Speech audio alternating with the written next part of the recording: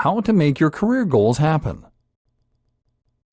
Too many people have mistaken ideas when it comes to their approach to their careers.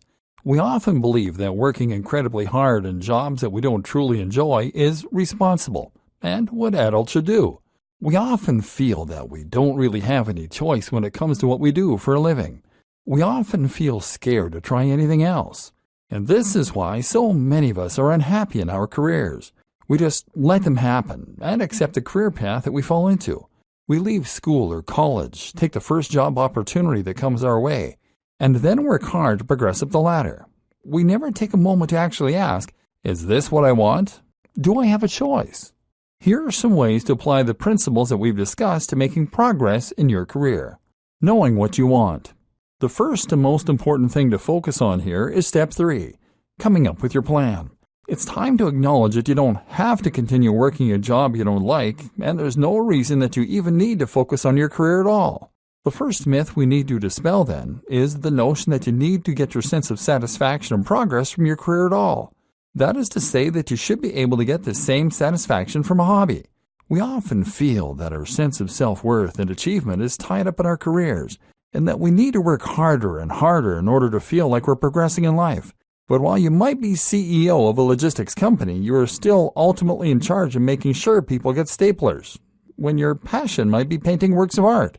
This is why you can often do better to simply switch your focus to your extracurricular activities.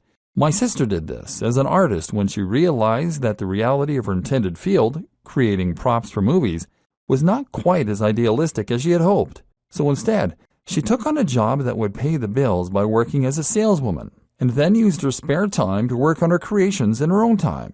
She's gone on to receive quite a following on social media, and has sold several of her works to private buyers. So although her career isn't something she gets particularly excited about, she still gets that sense of progress and excitement and doesn't need to keep taking on more responsibilities to feel happy and fulfilled. And that also brings us to the other point. Your wealth isn't entirely determined by your career either. You can just as easily augment your income through other means, whether that means renting out your room or whether it means cutting the neighbor's hair. This is once again why it is important to consider the precise nature of your goals. If your goal is to be richer, then you can do it by shrinking expenses, by finding other sources of income, etc. If your goal is to get more status, then you may be happy to progress in your current career. If it is to be fulfilled in your artist endeavors or to be acknowledged for your ideas, then you may prefer to focus on working on projects outside the office. This is essentially what we refer to as lifestyle design. Lifestyle design means that you're focusing on what you can do to create your perfect lifestyle, and you're looking for the path of least resistance to get there. This might not mean working more, it might mean working less, and even taking on a menial job so that you can put more energy into other areas of your life. Heck, it might mean creating income from elsewhere so that you can afford to work 4 days a week. Why not? Creating a foolproof strategy. We've addressed the power that fear can have over us, and the way it can prevent us from going after our goals. This is especially true when it comes to achieving things in our careers. And for that reason, it makes sense for us to take a look at some of the things we can do to make our career goals less risky. For example, a lot of people will make the statement that they want to look for another job, but that they can't because they have too many responsibilities. They might even make the unfounded claim that they wouldn't be able to find another that would pay the same salary without looking. But there is no reason that this needs to be seen as a risky undertaking, and no reason that you should be afraid to look for work. The simple answer is just to look for other jobs while you're working your current job. Spend a couple of evenings looking at other jobs and applying for them, and only leave your current job when you have found a new one. Zero risk.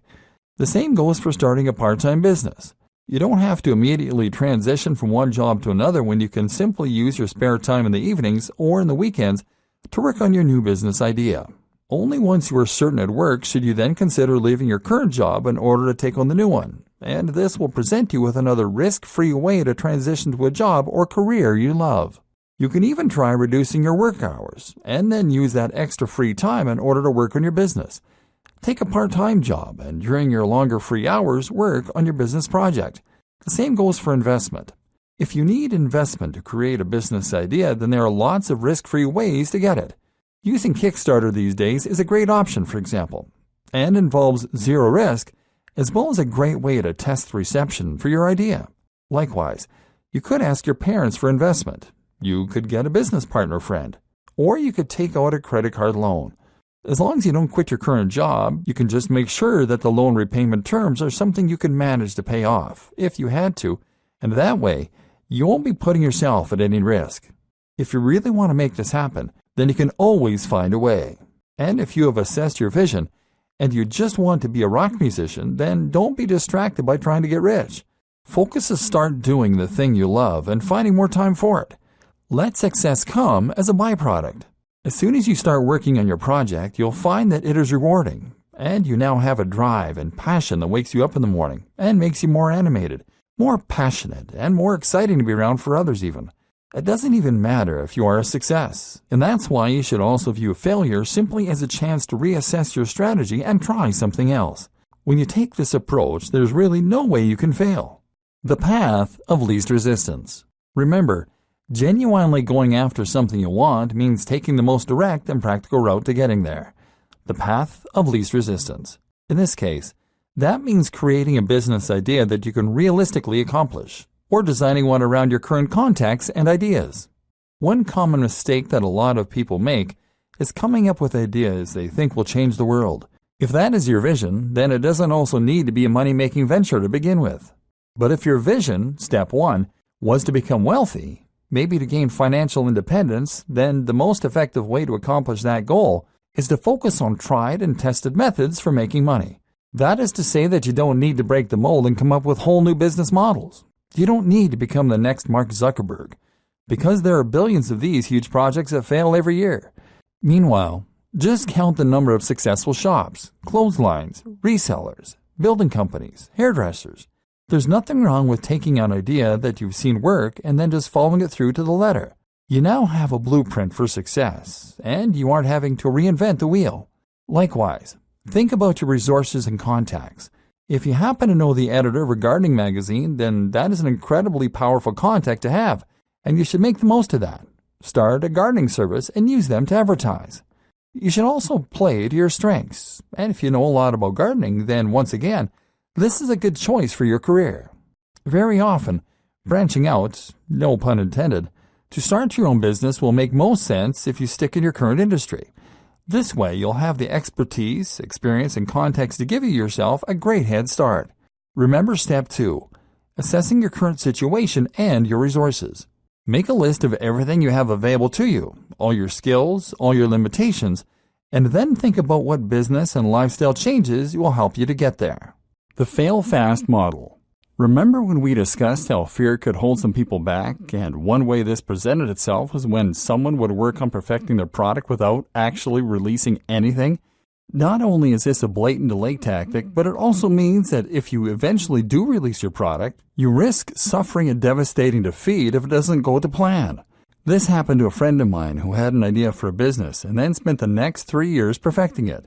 He trademarked the business name, took on a legal advisor, even paid for an expensive launch party, all for what essentially amounted to a website. He tested the site in every browser and every display size meticulously. He conducted copious amounts of market research, and he paid for tons of server space and bandwidth, ready to cope with the inevitable huge amounts of traffic. But his upfront and ongoing costs were so high that he went bankrupt almost immediately. The opposite approach is the fail fast model. If you have an idea for a business, then you should create an MVP or minimum viable product. This is the most basic, affordable, and easy version of your product or service that you can release to the market immediately. That way, you can now test market response to it without having invested lots of your time and money into it. You throw lots of ideas at the wall, quickly putting together something that works. If the idea is successful, you can then invest time and money into it. If it isn't, you iterate, learn from your mistakes, and move on.